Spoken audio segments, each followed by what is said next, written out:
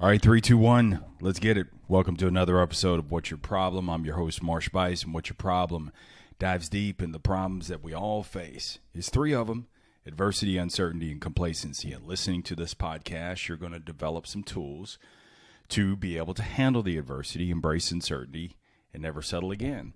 And the good news is these tools, these skills are already within: communication, curiosity, creativity, continuous learning, and apply what you learn, and then confrontation. These are things that you don't have to get from anybody. You don't have to buy from anybody. You already have them within, but you've got to develop these skills. And so I hope that every episode that you listen to will help enhance those skills, because the situation, the problem that you're facing, whether it be adversity, uncertainty, or complacency, one, more, or all of them, are due to a lack of one or more of the 5 C's: the communication, curiosity, creativity, continuous learning and action, and productive confrontation.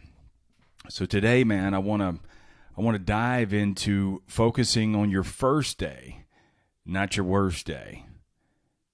And this philosophy isn't just about dealing with any sort of financial crisis or your personal setbacks. It's not about that at all.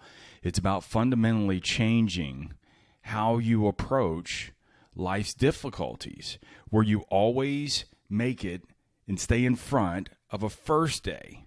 But the way to get to the first day, back to a first day mentality that I'll explain to you here in just a second, the way that you get into this first day mentality is you got to focus not on the cure, but what was the cause? What was the first day? What was the thing that led you to this path anyway? And the idea of today's episode came from a real world experience. I try to relate all of these things to real world experiences that I've had in conversations. Sometimes it's things that I've read. Sometimes it's things that I've read and personally experienced. But I got a phone call, man. And it was a young man that, he's in a tough spot right now, and my heart really, really bleeds for him because, he worked hard for a long time once he graduated high school to gain his independence, his financial independence. And the way that he did that is he didn't run out there and get a bunch of credit cards. He worked on getting his skill set up so that way he could be more developed in being able to get ahead. He didn't want to go to college, and so he wanted to develop some skills so that way he could earn good money. But also what he wanted to do was buy his first car, and he didn't want anybody to co-sign for him or anything like that. And he did just that. He saved up his money. He would come once a week and look at the different vehicles on the lot, and we would talk about it. And there were many times where he just wanted to get something, but he was patient. He would initially have that emotion to it, and then he was like, it's all right, I'm going to come back for exactly the one that he wants. And he bought exactly the one that he wanted. And, dude, I just remember that day when he bought it. He got a great interest rate. He had a large down payment. He had a really good payment in a worst-case scenario kind of situation. As I told him, I said, before you buy, always focus on what is the worst-case scenario. If they cut all your hours out, always base your decisions based on worst case, not best case. If you do that, then you won't find yourself in a desperate situation, because that's what a lot of young adults do. Is they are getting a bunch of overtime, they're making a bunch of extra money, and then what they'll do is they'll manage their decisions, buying decisions, based on as much as they're making and not in a worst case scenario. So then when the worst case scenario does come, and it always does, life is cyclical, that when things bottom out, they find themselves in a desperate situation. So this is all about positioning. And so here he is today. He's in a tough situation, and he's about to lose his car. And, we talked about those different things. I said, man, look, been there, done that. I've had that situation. And instead of sitting here beating yourself up, because I know there was some different turns that or some wrong turns that you've made, That's what we need to focus on. We don't need to look at your worst day. We need to look at the first day. It's not about the missed payments. There's some deeper issues here. And it's a situation that many of us can relate to, because, looking for a quick fix, a cure to your whatever your problem is, that's just going to get you back in the same situation that you're in. And I relate this back to my bankruptcy many years ago. I remember a confidant of mine, I told him, how much debt I had. And he said, Marsh, I could write a check for it and get you out of this situation, and then me and you could just square up later as things get better. He said, but you're going to be right back in this situation. So you're going to have to go through this bankruptcy. And it's going to be tough. It's going to be painful. But I'm sorry, son, that's the only way that you're going to learn.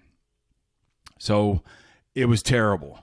But I'm so grateful for it, because I had to face the instead of finding a quick fix, a cure, I had to go back to the cause. What was the decisions that led me here? And so in talking to this young man and relating with my personal experience, I told him, I said, man, you need to focus. We need to talk about your first day, not your worst day. You're in a worst day situation. You're going to have to start over. It's going to be painful. They're going to sue you. And you need to be prepared for that. And here's what's going to happen. I told him, I said, this is, I've been there. So this is what's going to happen. But I said, focus on your first day. What were the things that led to this thing? And this is a concept that I picked up from former NBA star Chris Herron. And this is the way that he turned his life around. And now he relates to young adults. He goes all over the country and speaks to them. And it really focuses on the understanding of the initial steps, your first day steps, what led to your situation. And some of these are financial situations. Some of these are terrible addictions. But whatever it is, whatever your problem is right now, focusing on worst day and how do I get out of this, you got to keep it real. There is no quick pill. There is no quick fix. There is no lottery winning that you're going to make. And so while you work at working out of this situation, you must go back to the first day and what was the doorstep? What was the precipice that caused a chain of events in this situation in the first place? And so relating this back to this young man's journey, dude, this is a textbook example. We've all been there. And so for him, when we started talking about the first day, it was, he got a good job. And so he passed his exam, got a good job. He took out a small loan. That was an investment loan. It wasn't a student loan, but it was a skill loan. So he took out a loan so that way he could get his CDL license and start driving big trucks. And so he did that. Worth the investment. I think it was like $5,000. Perfect, because he'll be able to pay that off. It's better than $100,000 student loan debt. And so once that happened, once he did that, he got himself a good job. Well, once you get a good job, what do you do as a young man? You're tired of listening to your parents, so you want to get your own place. And so he moved out because he was eager for his independence. What are you supposed to do? Get it. But here's the thing where things began to wobble a little bit. He got a 2-bedroom apartment, and he hooked up with one of his friends to move in with him. And I told him, I said, dude, before you do this, number one, make the decision in a worst-case scenario. If that friend moves out, can you handle and support paying the rent and everything else that comes with it, along with your obligations, and still living, and you're not going to be stretched thin? Unfortunately, he didn't really listen to that. And lo and behold, because I've never seen a roommate situation really work out at all. Should have got a 1-bedroom, but he got a 2-bedroom, and you got to let it play itself out. Well, the way it plays itself out, everybody's nodding their head listening to this who has done this. Roommate ended up out of a job, and so the roommate got to ride for free. And while he continued to bust his ass to pay both him and the roommate's utilities, cable bill, rent, plus he had the obligations of paying that skill loan back. And then he had auto insurance, he had fuel, and he had the car payment to make too. And so the stress, especially at a very young age, this is the first adult stress thing that he fell into, it really strained his finances.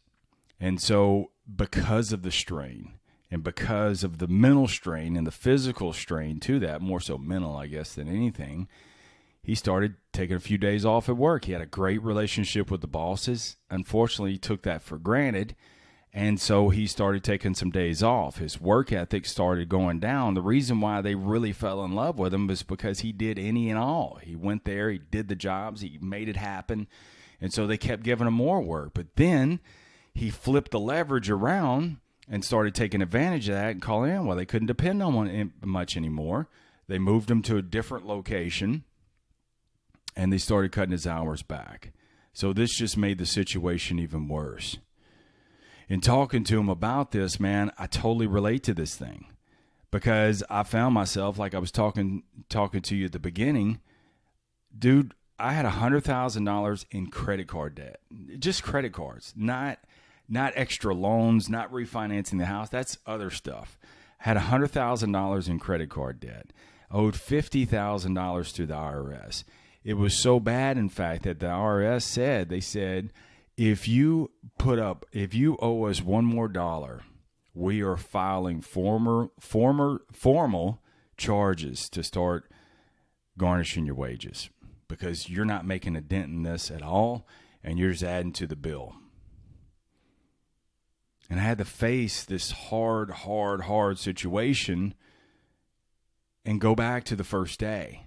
So while I worked on the cure, and the cure was I had to bankrupt. So I had to start, I built my credit up. Dude, when I got into the car business, I was like a 500 beacon. It was terrible.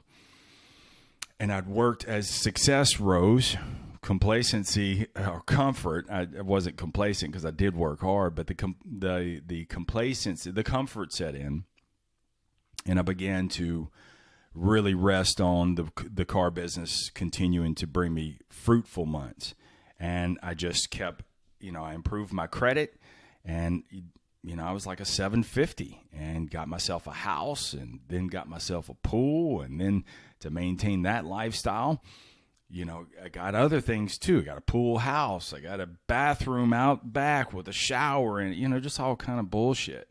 And at the same time, man, I was really mortgaging my future on these things and just kept racking it up. Well, the reason why I was doing all this, the reason why I was buying all the expensive things and the expensive trips and drinking every single day, this is where I had to go back to my first day because I was in a worse situation, was I was in a toxic relationship. And to keep from fighting, I just threw money at the situation. I didn't confront. This is why confrontation is so key that I always talk about on all of my episodes now. So the toxic relationship and the avoidance of confrontation and conflict resolution wouldn't do that. And it just gets worse when you don't. It will not fix itself, hoping that money would fix it. It did not. It will not. If you have not done this, take it from old Uncle Marsh. It's not going to fix it. And so I had to go back to the first day. What was the thing that led to all this? And that's what you have to do, is you have to, in order to really transform this change, the cure is it's probably going to be nasty, whatever your situation is. So stop looking for the lifeboat to come by. Stop waiting for the economy to improve. Stop waiting for the winning lottery ticket. What is it that you can do right now? You're going to have to work out of this. That's your cure, but your cure is not a quick fix. The cure is this is going to take a long time to work out of.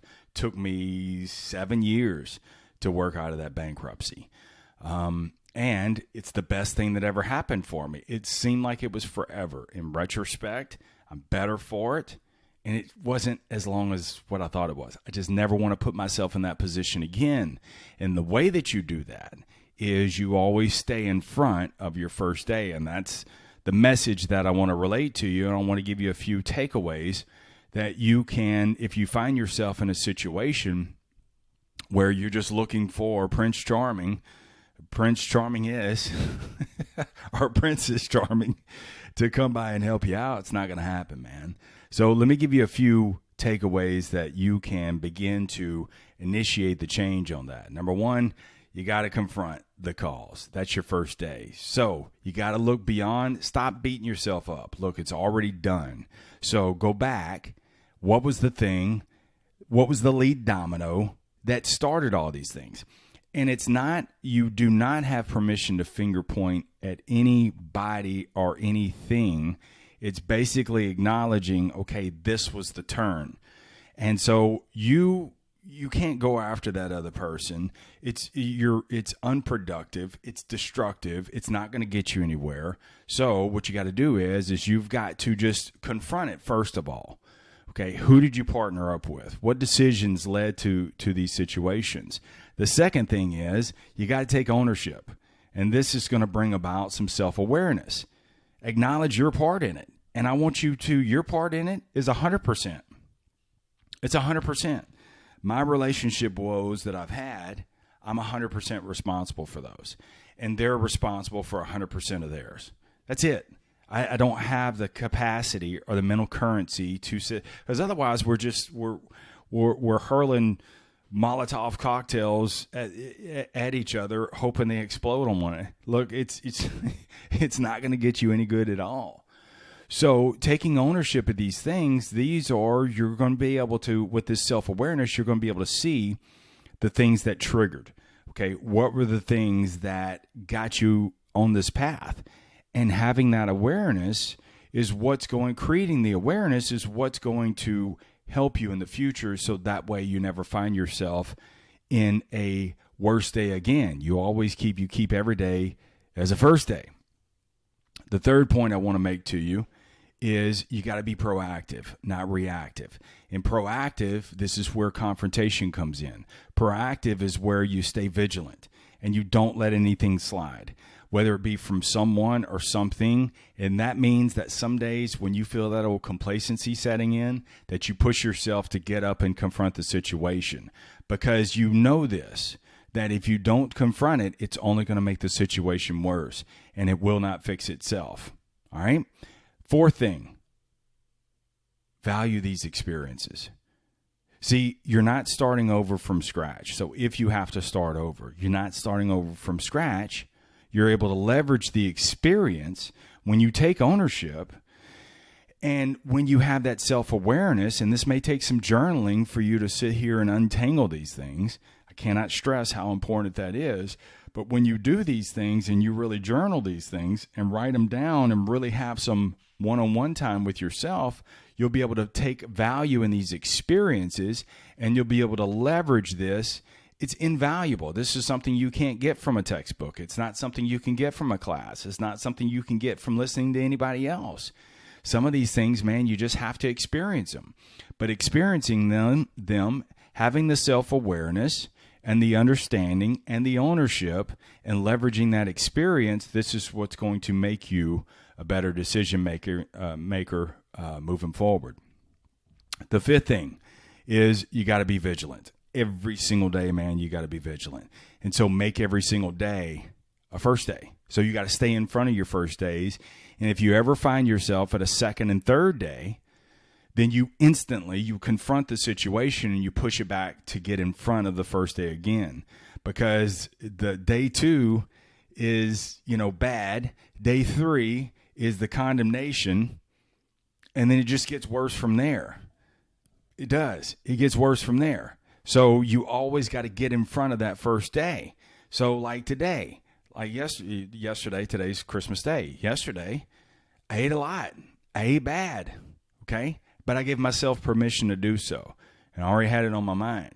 Today was a first day, meaning I got back at the gym, didn't feel like it, felt lethargic, got back at it today and get back in front of it. I cauterized it. So, okay, you allowed yourself that luxury. Hadn't had one in months. Okay, good. Enjoy it. Was it worth it? Probably not. But I cauterized it. One day, I'm good. Back to day one. So in any kind of situation, you keep it a first day. And the last point I want to make for you is it's the simplicity and the resilience part of it. So you got to keep things simple. This is why I end every episode with keep it simple.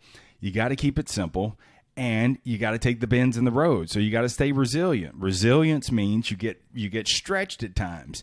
You get cranked out sometimes, but you always come back to form. And so when you have those bends in the roads, when you have those unforeseen circumstances, then you're able to quickly, okay, how do I get back to first day? First day. How do I get back to that? And so this is a constant reminder of getting yourself in front of this first day. So to sum all this up, man, your journey through life, it's not just about recovering from the setbacks.